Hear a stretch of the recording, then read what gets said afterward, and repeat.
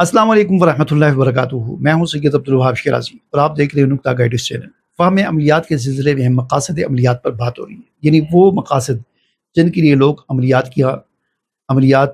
की तरफ और आमलों की तरफ रुख करते हैं और आमिल दावा करते हैं कि हम इन इन चीज़ों को या इन मकासद के लिए अमलियात करते हैं और आपके ये मकासद हम हासिल कर सकते हैं।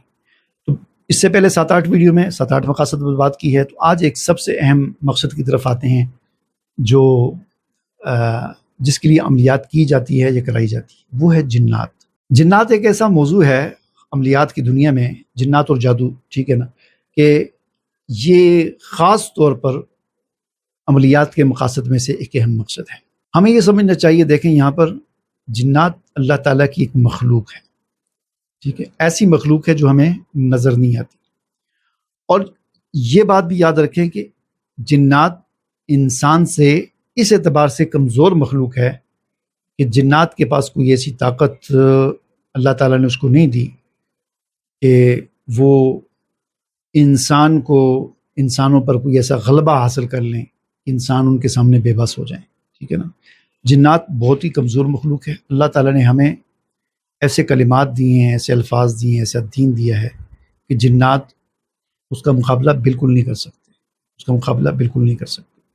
तो आम तौर पर ये होता है कि बहुत सारे लोगों के बारे में ये कहा जाता है कि उनका कोई मसला होता है, कोई परेशानी होती है, कोई बीमारी का शिकार होता है, तो आमलों की तरफ रुजू किया जाता है। तो आमिल कह देते हैं कि आप पर जिन्नात का साया है, आप पर जिन्नात का असर है, ये है वो है। याद रखें, जिन्नात एक जो है वो किसी हद तक उनकी कुछ शरारतें वगैरह होती हैं, लेकिन उनके पास कोई ऐसी ताकत नहीं है कि वो इंसान पर गलबा हासिल कर ले। क्योंकि अगर ऐसी बात, कुरान मजीद में अल्लाह ताला ने क्या फरमाया, ला युकल्लिफुल्लाहु नफ्सन इल्ला वुस्अहा, अल्लाह ताला ने किसी नफ्स को उसकी ताकत से ज़्यादा का मुकल्लफ नहीं बनाया। तो जिन्नात ना हमें नज़र आते हैं, ना हमें उनकी आवाज़ आती है, ना हमें हमें उनके आने जाने का पता चलता है। उनको ऐसा गलबा नहीं हासिल हो सकता कि हम उसका मुकाबला न कर सकें, ठीक है ना। अगर ऐसी बात होती फिर तो हम बेबस हो गए, बिल्कुल जी। ये तो फिर वो बात होगी कि अल्लाह ताला ने हमें कोई ऐसी मखलूक के हवाले कर दिए जो हमें नज़र नहीं आती और उनका कंट्रोल है हम पर और हमारा कोई बस नहीं चलता। तो ऐसी बात नहीं होती।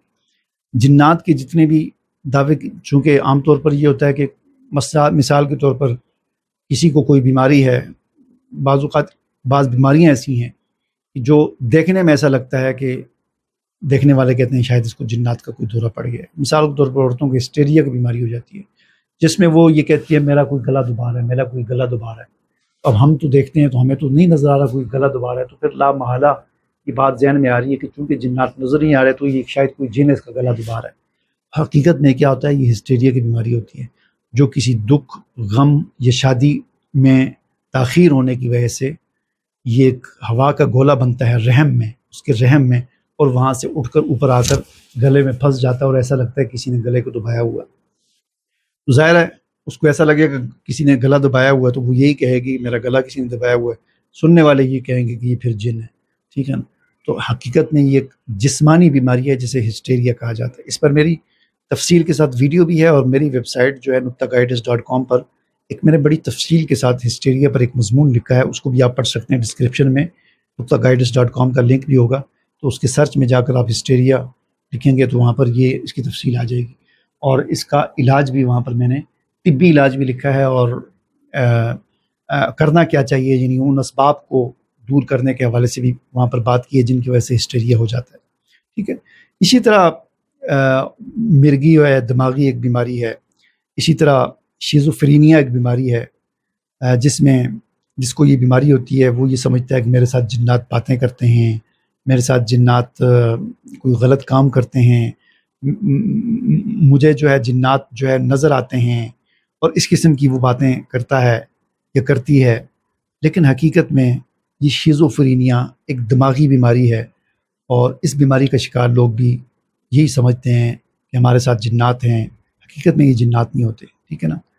तो ये सारी बात अर्ज़ करने का मकसद ये है कि फ़हम अमलियात के सिलसिले में हमें समझना चाहिए कि हर बात को हमें जिन्नात की तरफ मंसूब नहीं करना चाहिए, ठीक है ना।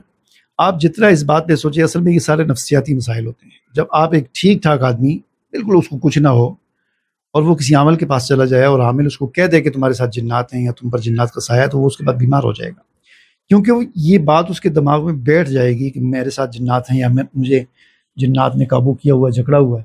یہ دماغ کے اندر کسی بات کا بیٹھ جانا یہ خود ایک بیماری ہوتی ہے، اور نفسیاتی طور پر انسان وہی محسوس کرتا ہے جو بات اس کو کہی جاتی ہے اور جس پر وہ یقین کر لیتا ہے، اور پھر اس کو وہ محسوس ہونا بھی شروع ہو جاتا ہے، پھر اس کو وہ نظر آنا بھی شروع ہو جاتا ہے۔ آپ دیکھیں رات کے وقت اگر آدمی نا چھت پہ جائے اندھیرے میں، اپنی مکان کی چھت پر یا کسی اکیلے مکان میں چلا جائے، تو پہلے انسان کے دماغ میں خیال آتا ہے میرے پیچھے کوئی ہے، یا وہ سامنے اندھیرے میں ایسے کوئی چیز ہے، تو یہ جب خیال آتا ہے نا ہے، تو پھر کچھ نظر بھی آنا شروع ہو جاتا ہے۔